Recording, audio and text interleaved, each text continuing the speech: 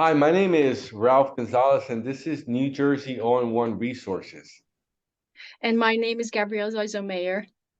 Today we have Rosemarie D. Alessandro, who's the president of the Joan D. Alessandro Foundation, or better known as Joan's Joy. And today we're going to be discussing the organization and a lot of other things, specifically your new book. So please introduce yourself, Rosemarie. Hey, I'm Rosemarie D'Alessandro, and I am an advocate for child safety and victims' rights. And I've been working as an advocate for 30 years, and it'll be September 30th when I first started the grassroots movement. And I just do a lot of work from my heart, from believing in a cause so strongly that nothing would stop me. And how did this start about? If you could just tell us a little bit of the history and your motivation. Well, the history was because I was, my little girl, Joan, was delivering cookies and 2 boxes of cookies to my neighbor only 3 houses away. I found out after that he was a school teacher also in high school, a chemistry high school teacher, Yes. and in Tappan, New York. And goodbye, Mommy, goodbye, Joan. You know, it was very fast. And she took the 2 boxes of cookies from the foyer because she had previously gone to deliver with her sister. Those 2 boxes of cookies were left in the foyer. Joan was a type that she was not one to stay back. And her ballet teacher said she was a leader in the class. And not a leader of self-importance, but a leader where she saw, okay, we have to get online now, let's go. So Joan was the first one to read, let's get it done. So she saw those 2 boxes of cookies with that same attitude. Let's get it done. You know, even though she had gone with her sister before to deliver. And she never came back. This person, 27 years old, lived with his mother and his grandmother. And he lived on the bottom floor of a bi-level house. Just like ours. So ours is a bi-level house. And he took her life. And he did the worst that you could have imagined. You know, the worst you could imagine. And you'll see in the book that I wrote, and it will be coming out, you know, just kind of finishing it now. Just kind of, just about to the last dot now.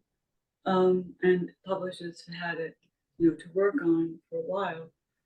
But in the book, you'll see I explain what happened to Joan, maybe not in every detail, but then I refer you to another place. But what she went through is like, say, it's horrible.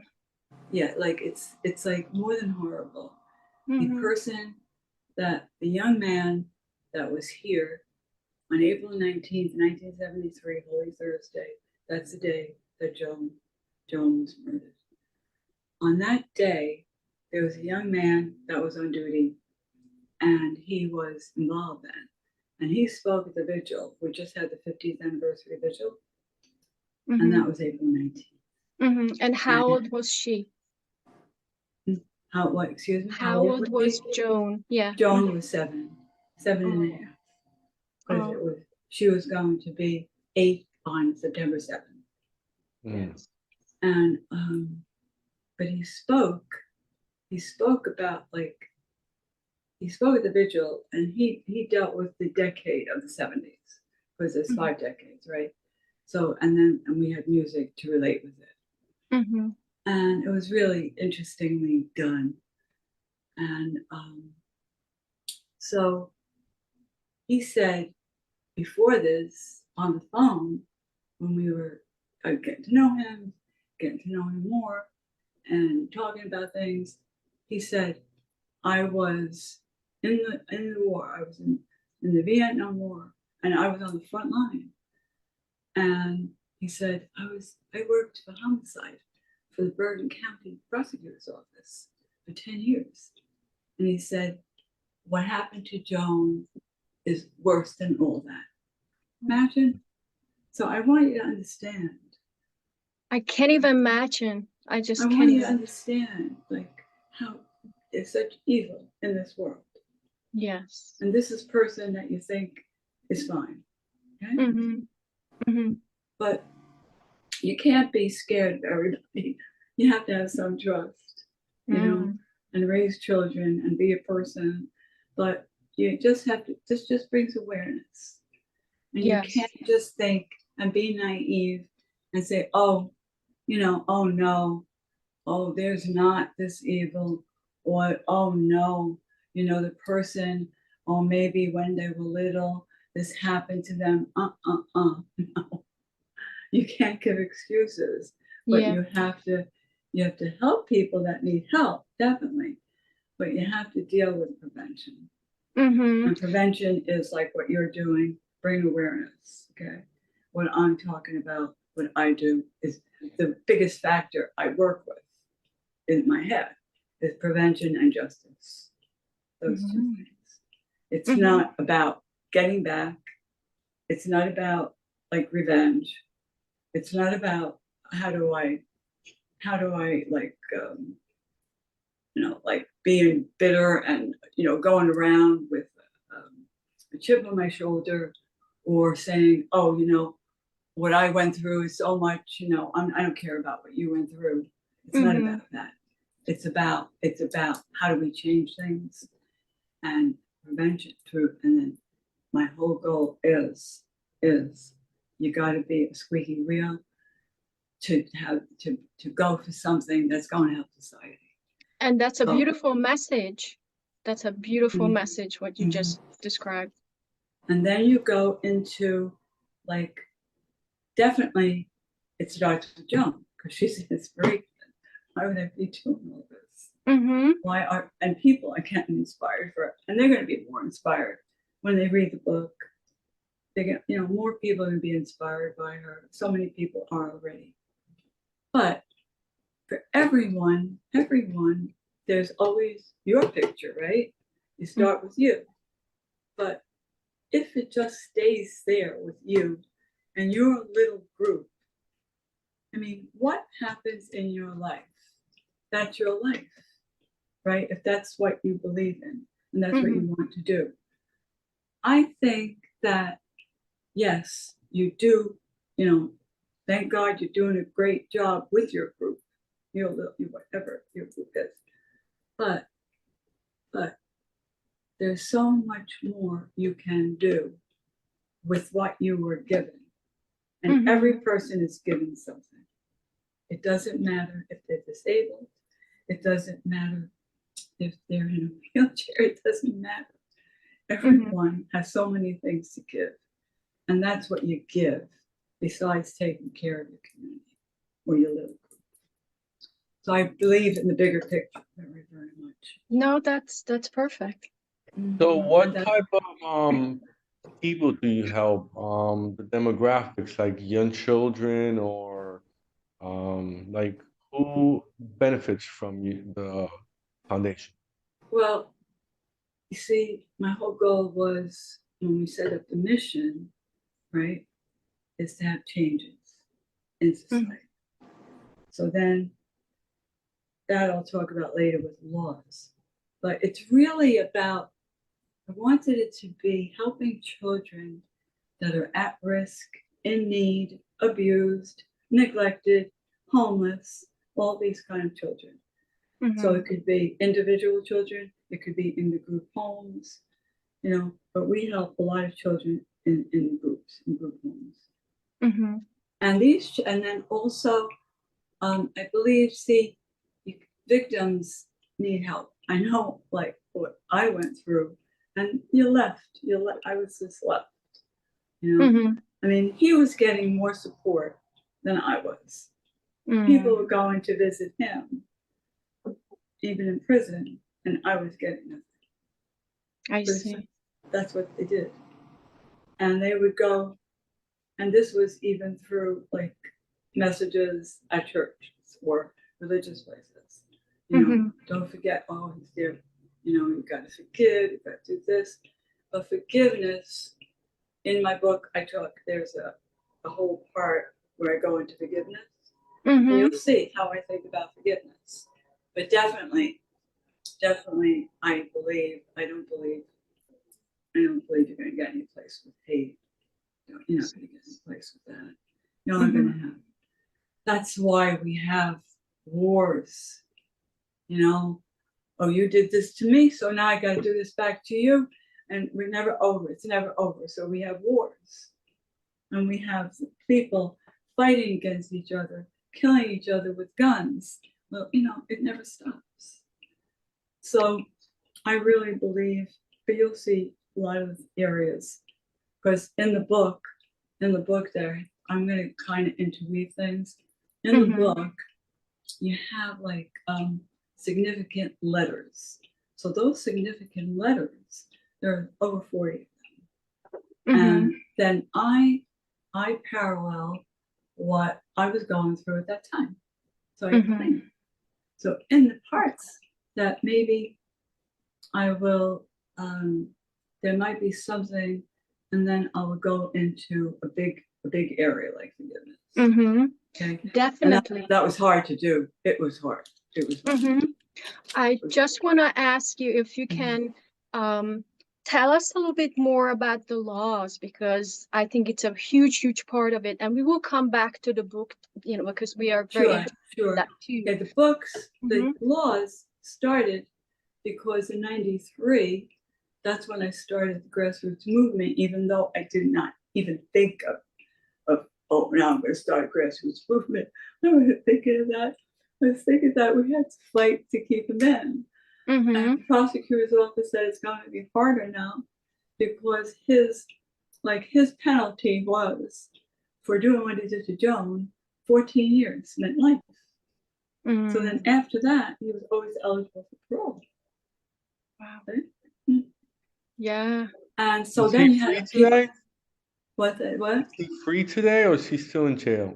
No, what happened was, thank God, well, 2 years ago, he did pass away. Thank God. Oh, he did. Then we don't have to worry about fighting to keep him in. Yes. Yes. But with all these fights to keep him in, what was happening was, here it was 25 years. No, it was 20 years. And he had been there 6 years more than what his penalty was, right? So it was going to be hard to keep him in. And so then I said to the prosecutor's office, you know, do I need to fight? He said that would help. So then started with the movement, and we had campaign. We had a green ribbon campaign because green is Joan's favorite color. And the green meant remember Joan today, so tomorrow's children will be safe. Then we had the petition drive, and it just grew and grew. I would give out like papers that you would sign your signature, and people would just take them. They would start their own group, and they would start their own circle. It went all over. We got 100,000 signatures. Wow. She really impacted their lives. And they wanted to do something to make sure he wouldn't come out and do this to another child. And that's what I would. And what's the name of the law? Joan's law. The first, so then what happened was, though, because of that, and we had to testify, and we had to go through appeals, 4 years of appeals. Testifying, I testified 3 times. I wanted this to stop. I knew if there was a law that said no parole ever for people that sexually assault and murder a child under 14, a child in New Jersey is under 14. Even though I wanted under 18 at that time, but I knew there was no way we could get it. No way. Because I had to bring Joan alive. I had to make her come out there. People, kind of forgot not about her, but about like the strength of this case. So it started that way. That's why I started it. And then Jones Law got passed in 97 in New Jersey. And then after, on the federal level, that means all federal property of all the states of the United States. So we have that, and that one is the same, under 14. And then what happened was he was having money for the appeals. He had monies. And so I says, well, let's have a law where the statute is not just for 2 years, because I couldn't sue anymore. And then what I was able to get was a law that there was no more statute. So there are cases today, if people are hearing this, and if they know of someone that is trying to, like a person, perpetrator starting to write a book, has money through inheritance, through the law, it's called the Justice Victims Law. Through that law, they can sue, even though the case was maybe 50 years ago. I don't think people know enough about this law. And then in 2004, in New York State, we got that law through. I got that law through, and that was under 14 New York State. That was the first mandatory sentencing law in all New York State ever. First. I'm sorry. When you say sue, you mean the family? Yeah. It's able to sue?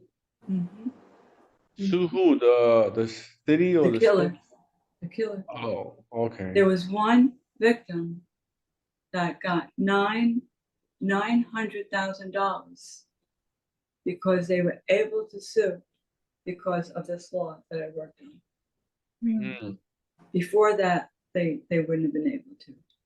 And the killer of their daughter, who was like the early 20s, the killer had been given many, like so much money from an aunt who was a philanthropist. Wow. Okay, that's how they had the money.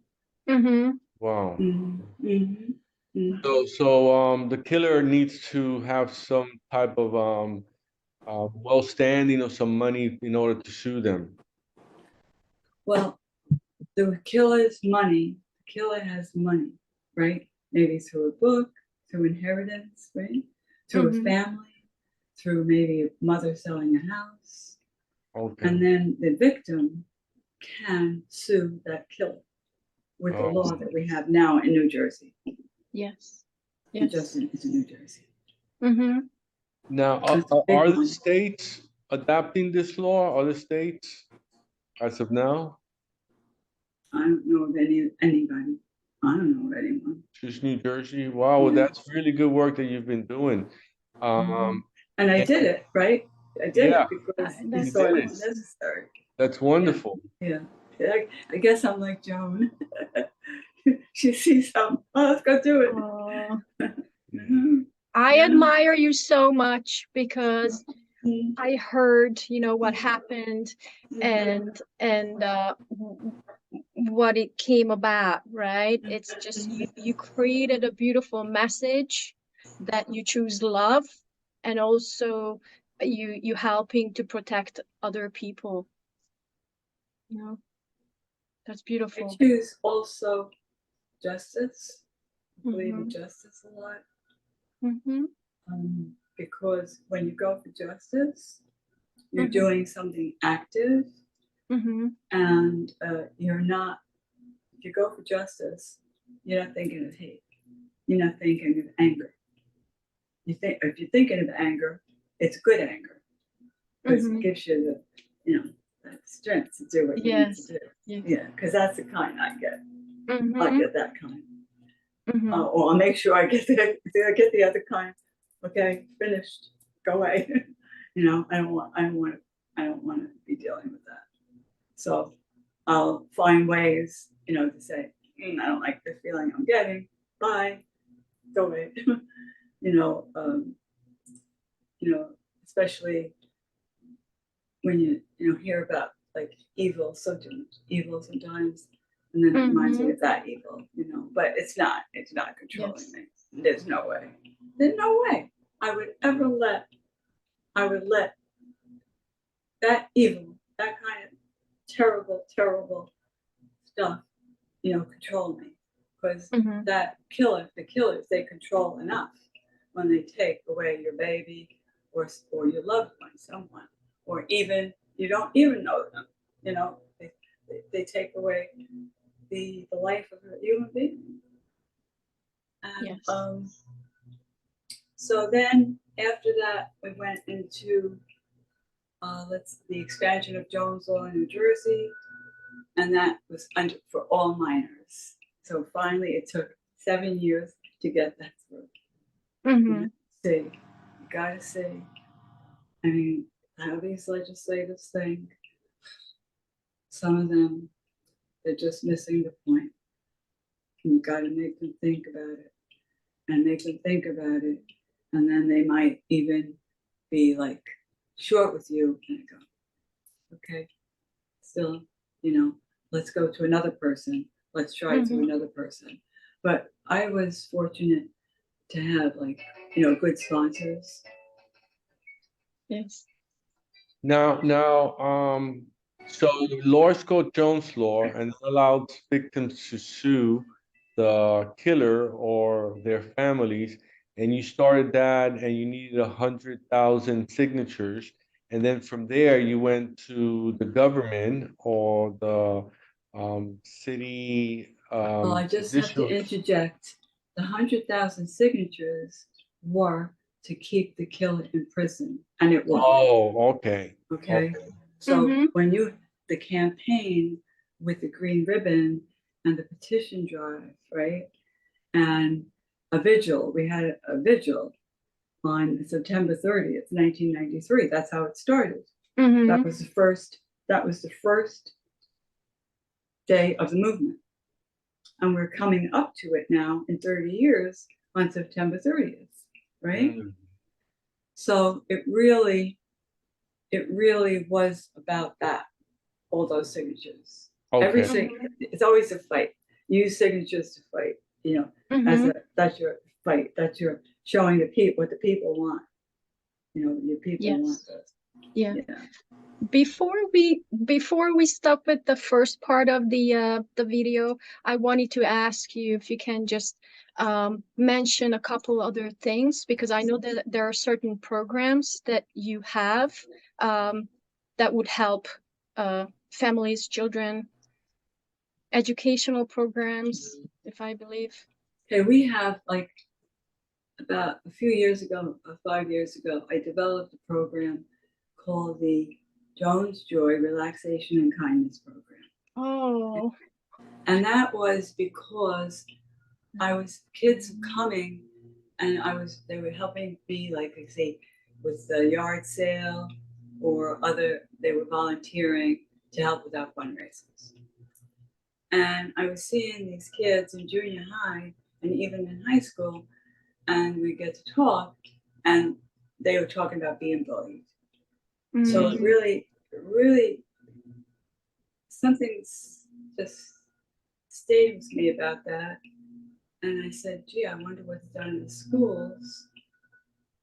And they were saying that there wasn't enough for these children. So I started a program. The program is called Joan's Joy Relaxation and Kindness Program.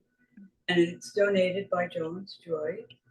And what it relates to is that once a month, a yoga professional does a video, and the video has to do with some relaxation points, and then also a kindness word. Kindness word. And like this month, the word was courage. And she said, yeah. And it's a yoga instructor, you said. It's really meditation and yoga. Okay. And also, it's like what you'll do with the kids because they're sitting in their classroom, right? She Mm-hmm. will do a different arm, like sitting thing, light breathing.